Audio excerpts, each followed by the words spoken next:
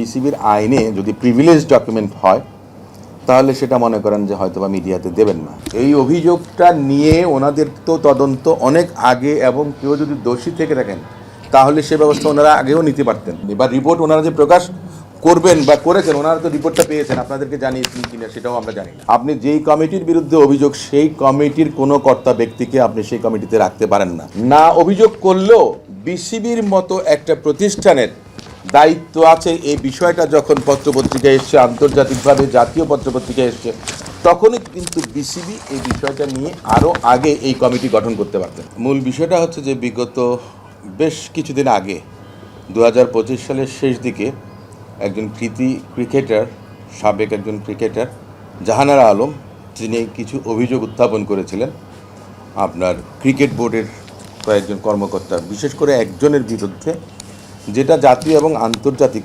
অনেকগুলো গণমাধ্যমে এসছে, ইলেকট্রনিক্স এবং প্রিন্ট মিডিয়াতে আমরা দেখেছি।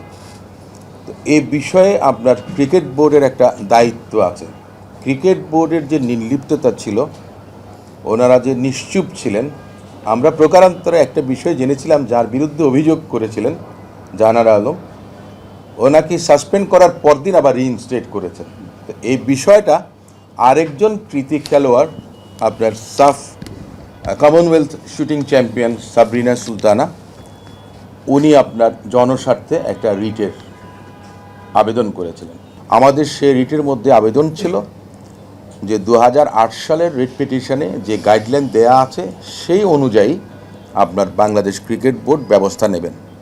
আমরা উকিল নোটিশ সার্ভ করেছিলাম, কিন্তু আমরা কোনো উত্তর পাইনি। আমরা প্রথমে দেখেছিলাম যে 3 সদস্যের একটি বোর্ড গঠন করা হয়েছিল, কমপ্লেইন্ট বোর্ড, তদন্ত কমিটি, আপিল বিভাগের একজন বিচারপতি, সাবেক বিচারপতিকে প্রধান করে, এবং ক্রিকেট বোর্ডের ডিরেক্টর এবং আরও একজন আইনজীবী, ভদ্র মহিলা আইনজীবী, দুজন ছিলেন মহিলা সদস্য।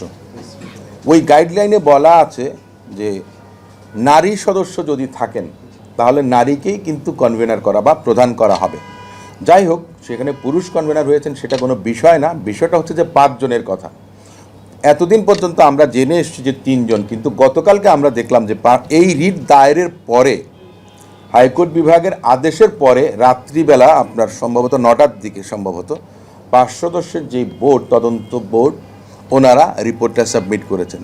এখন এটা কি সলিসিটেড না আনসলিসিটেড, বা ক্রিকেট বোর্ড হয়তো বা হাইকোর্টের যে আদেশটা হয়েছে তার উপর ভিত্তি করে তড়িঘড়ি করে রিপোর্টটা চেয়ে নিয়েছেন বা ওনারা পেয়েছেন, যেটাই হোক না কেন, কাকতালীয় হোক বা যেটাই হোক, কিন্তু কথাটা হচ্ছে যে মহামান্য হাইকোর্ট বিভাগ বলেছেন যে ওনাদের যে নির্লিপ্ততা, নিশ্চুপ, কোনো ব্যবস্থা গ্রহণ করছেন না, সেটা কেন বেআইনি ঘোষণা করা হবে না, অবৈধ ঘোষণা করা হবে না, এবং এই রুলটা পেন্ডিং থাকা অবস্থায় যে গাইডলাইন অনুযায়ী যারা দোষী আছেন, দায়ী আছেন, তাদের বিরুদ্ধে কি ব্যবস্থা নিচ্ছেন সেটা মহামান্য হাইকোর্ট বিভাগকে জানানোর জন্য নির্দেশনা দিয়েছেন।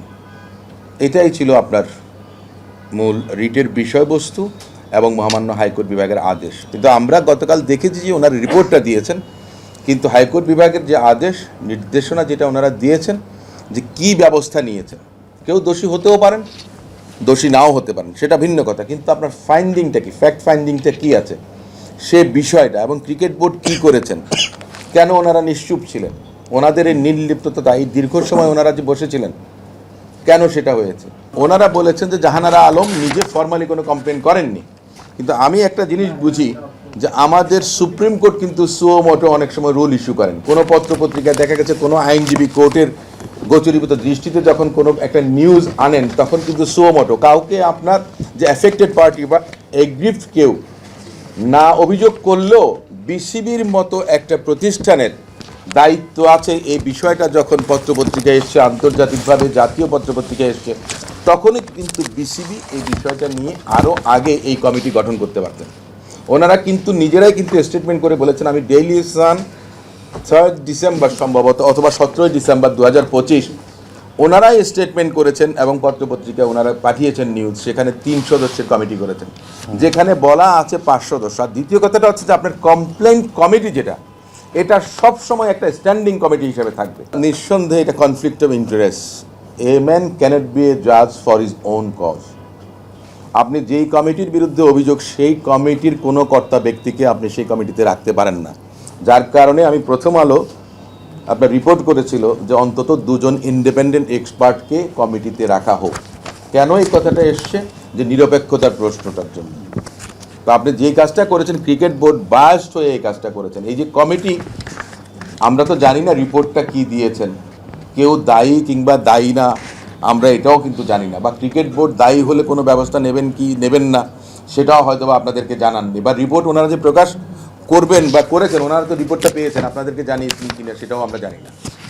কিন্তু কথাটা হলো আপনার এই জায়গাতে যে বিষয়টা হচ্ছে যে স্বার্থ সংশ্লিষ্ট একটা বিষয় থেকে থাকে, সে জায়গাতে এ ধরনের কাজটা ক্রিকেট বোর্ড করতে পারেন। আরেকটা কমিটির ফরমেশনটা তার মানে ত্রুটিপূর্ণ। এই বিষয়টা তো একটা আমি ঠিক বলতে পারবো না, সেটা বিসিবির নিজস্ব একটা দৃষ্টিভঙ্গি আছেন, বিসিবি তাদের নিজেদের সিদ্ধান্ত নিয়েছেন। তবে যে কথাটা আপনি বললেন যে আদালতের একটা আদেশ হবার পরে তখন ওনারা রিয়্যাক্ট করেছেন, ওনারা হয়তো ওনাদের গা বাঁচানোর জন্য এটা করে থাকতে পারবেন, যেটা আমি মনে করি। কারণ এই রিপোর্টটা আপনার 5 সদস্যের যদি কমিটি হয়ে থাকে তাহলে আপনি তো মনে করেন যে উইটনেসদেরকে ডাকবেন, অভিযোগ যিনি করেছেন তাকে ডাকবেন, সাক্ষী যদি থাকেন তাদেরকে ডাকবেন। তাহলে এই রিপোর্টটা আপনার বিসিবি কেন এত ডিলে প্রসেস, এত দীর্ঘসূত্রিতার কারণটা কী ছিল? এটা তো আরও অনেক আগেই ওনারা করতে পারতেন। এই অভিযোগটা নিয়ে ওনাদের তো তদন্ত অনেক আগে, এবং কেউ যদি দোষী থেকে থাকেন তাহলে সে ব্যবস্থা ওনারা আগেও নিতে পারতেন। আর আমি যেটা প্রথমেই বলেছি আপনাদেরকে, জেনার বিরুদ্ধে জনাব মঞ্জুর আলম বা যে ভদ্রলোক, ওনাকে সাসপেন্ড করা হয়েছিল, সাসপেন্ড করে পরবর্তী দিন ওনাকে আবার রিইনস্টেট করা হয়েছে। অন্য আরেকটা ইনস্ট্যান্সে একজনের বিরুদ্ধে অভিযোগ এসছে, ওনাকে সাসপেন্ড করলেন, সাসপেন্ড করার পরের দিন আবার রিইনস্টেট করলেন। মূলত যার বিরুদ্ধে অভিযোগ আসে, কোনো ব্যক্তির বিরুদ্ধে যখন অভিযোগ আসে তখন কিন্তু দেখা গেছে আপনার তদন্তের স্বার্থে বা আপনার নিরপেক্ষতা বজায় রাখার স্বার্থে ওনাকে অ্যাবস্টেইন রাখা হয় কোনো একটা বিষয় থেকে। কিন্তু সে জায়গাতে মানে বিসিবির যেই আপনার ভূমিকা, এটা আমার মনে হয় বাংলাদেশের জনগণ, আমাদের তো ক্রিকেট তো আমাদের প্রাইড, এবং নারী ক্রিকেটারদের যে বিষয়টা দেখা গেছে যে পুরুষ কাউন্টার পার্ট থেকেও নারী কাউন্টার পার্ট অনেক বেশি আমার মনে হয় মানে ব্রিলিয়ান্ট পারফরমেন্স করছেন। বিসিবির আইনে যদি প্রিভিলেজ ডকুমেন্ট হয় তাহলে সেটা মনে করেন যে হয়তো বা মিডিয়াতে দেবেন না। এই রিপোর্টটা পেশ করেছে ক্রিকেট বোর্ডের কাছে। এখন শাস্তিমূলক ব্যবস্থা যেটাই নেবেন এই রিপোর্টের উপরে ভিত্তি করে, শাস্তি হতেও পারে, শাস্তি নাও হতে পারে, একজন মানুষ নির্দোষও হতে পারেন, দোষীও হতে পারেন। তাহলে যেটাই হন না কেন সিদ্ধান্তটা নেবেন কিন্তু ক্রিকেট বোর্ড। তো যতক্ষণ পর্যন্ত ওনারা এই সিদ্ধান্তটা না জানাচ্ছেন ততক্ষণ পর্যন্ত এই রিপোর্ট ওনারা নাও দিতে পারেন, এই রিপোর্টটা নাও দিতে পারেন। কিন্তু যখন আপনার এই বিষয়টা নিয়ে ওনাদের মধ্যে আলাপ আলোচনা হবে এবং ডিসিপ্লিনারি কমিটি যেই অ্যাকশনটা নেবেন সেটা তো on the basis of this report, তখন সেটা অটোমেটিক তো আপনার আসবে যে আপনি কোন ভিত্তিতে, সেটা আপনারাই তখন জিজ্ঞেস করতে পারবেন যে কিসের ভিত্তিতে আপনারা অমুককে দায়ী কিংবা নির্দোষ বললেন, বা অভিযোগের সত্যতা বা মিথ্যা সব কিছু তখনই স্পষ্ট হবে। কিন্তু আমাদের যে মূল বিষয়টা ছিল আদালতের দৃষ্টি আকর্ষণ করা, যে বিসিবির মতো প্রতিষ্ঠান যে নিশ্চুপ হয়ে এই যে দীর্ঘসূত্রিতা করলেন, এটা মোটেও বাংলাদেশের ক্রীড়াঙ্গনের জন্য মঙ্গলজনক। হাইকোর্ট তো ওটাই বলেছেন যে তাদের বিরুদ্ধে কি ব্যবস্থা নিচ্ছেন সেটা হাইকোর্টকে জানানোর জন্য বলা হয়েছে, এবং নারীদের জন্য যে লিঙ্গ বৈষম্য থেকে আরম্ভ করে যৌন হয়রানি থেকে আরম্ভ করে নিরাপদ কর্মস্থল সমস্ত কিছু, নিরাপত্তা সব কিছু এনশোর করার জন্য বিসিবি কি পদক্ষেপ নিচ্ছে সেটা মহামান্য হাইকোর্ট বিভাগকে জানাতে বলেছে। শুধু ক্রিকেট বোর্ডের কথা তা বলছি না আমি, প্রত্যেকটা প্রতিষ্ঠান ইন জেনারেল এটার একটা ইউনিভার্সাল এফেক্ট আছে। যে 2008 সালে যে রিটটা হয়েছিল বিএনডব্লিউএল-এ, সেখানে বলাই আছে যে প্রত্যেকটা প্রতিষ্ঠানে নারীদের অধিকার, নারীদের নিরাপত্তা, সম অধিকার বলেন, জেন্ডার ইকুয়ালিটির কথা বলেন, discrimination on ground of sex, sexual harassment, যা কিছু আছে সমস্ত কিছুর জন্য আপনার একটা অথরিটি থাকবে, complaint authority, to ensure safety security from every aspect, from every corner of life. তো সেই ক্ষেত্রে সব প্রতিষ্ঠানেরই উচিত কিন্তু ওই কমপ্লেন্ট বোর্ডটা পার্মানেন্ট থাকা উচিত। মিনিমাম 5 মেম্বার্সের কমিটি, সেটা মিনিমাম 5 মেম্বার্সের কমিটি। কিন্তু দেখা গেল যে একটা ঘটনা ঘটে গেল, তার জন্য আপনি একটা এনকোয়ারি কমিটি করবেন, এটা কিন্তু সেরকম না, বা এটা এরকম হওয়া উচিত ছিল না। তার মানেটা হচ্ছে যে এই যে গাইডলাইনটা দেয়া ছিল, এটা আমি জানি না, হয়তো অনেক প্রতিষ্ঠানের মধ্যে এ ধরনের নেই, বাট এই আদেশের মধ্য দিয়ে আবার একটা মেমোরি রিফ্রেশ হয়েছে। আমি মনে করি যে অন্যান্য প্রতিষ্ঠান ঠিক সেভাবেই মনে করেন ইমপ্লিমেন্ট করতে পারেন গাইডলাইনগুলো যেগুলো হয়েছে।